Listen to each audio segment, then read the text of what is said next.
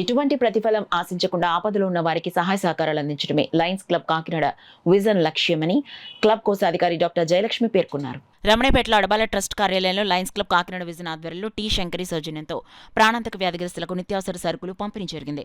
ఈ సందర్భంగా ఆమె మాట్లాడుతూ వ్యక్తిగా కంటే సమూహంగా సేవలు చేయాలనే భావంతో క్లబ్ సభ్యులంతా ప్రతి నెలా కొంత మొత్తాన్ని కేటాయించి క్లబ్బుల ద్వారా పేదలకు సహాయ సహకారాలు అందజేస్తున్నట్లు తెలిపారు. అదేవిధంగా తమ క్లబ్ తరపున పేద కుటుంబాలకు చెందిన మహిళలకు ఉచితంగా కుట్టు శిక్షణ కూడా ఇస్తున్నట్లు తెలిపారు.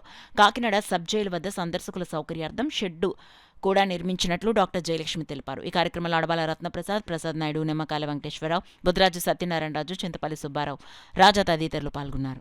మేము సెకండ్ సాటర్డే నాడు ఇక్కడ ప్రాణాంతక వ్యాధిగ్రస్తులైన రోగులకు గ్రోసరీ డిస్ట్రిబ్యూషన్ చేస్తున్నాము. ఇది సరుకుల పంపిణీ మాత్రమే కాదండి, ఈ సమతుల్యమైన ఆహారము, పోషక విలువలతో కూడుకున్న ఆహారము వారి ఆరోగ్య రక్షణకు ఎంతో ఉపయోగపడతాయి. తద్వారా వారు తీసుకునే మందులు వారి శరీరానికి ఉపయోగపడేలా చేసి వారికి ఆరోగ్యాన్ని మెరుగుపరుస్తాయి.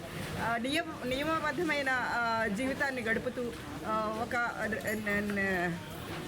వారు నియమితమైన క్రమబద్ధీకరమైన వైద్య పరీక్షలు చేయించుకుంటూ వారి ఆరోగ్యాన్ని ఎంతో జాగ్రత్తగా కాపాడుకోవచ్చు. ఎవరు కూడా నిరాశ చెందవలసిన అవసరం లేదు.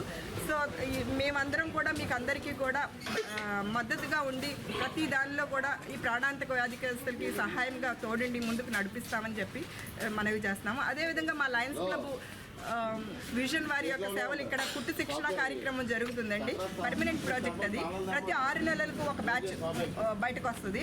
ఒక కుట్టు శిక్షణకు ఒక టీచర్ని నియమించి వారికి మంత్లీ శాలరీ మేమందరం కాంట్రిబ్యూషన్స్ ద్వారా మేము ఇచ్చి ప్రతి బ్యాచ్కి కూడా వారికి సర్టిఫికేషన్స్ ఇవ్వడము, 2 కుట్టు మిషన్లు ఉచితంగా పంపిణీ చేయడము జరుగుతుంది.